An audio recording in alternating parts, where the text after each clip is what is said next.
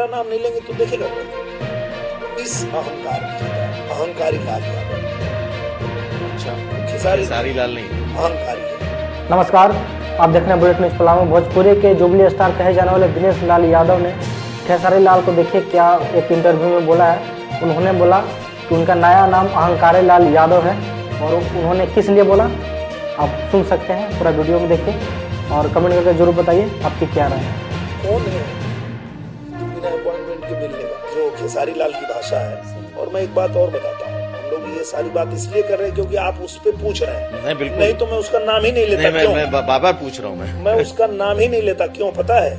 अब ये जब कोई उससे पूछेगा कि उसने ऐसा बोला है तो वो उसका जवाब क्या होगा पता है? वो लोग मेरा नाम ही नहीं लेंगे तो उनका शो देखेगा कौन? आपको पहले से मालूम है? नहीं, क्योंकि बोल चुका है। हाँ।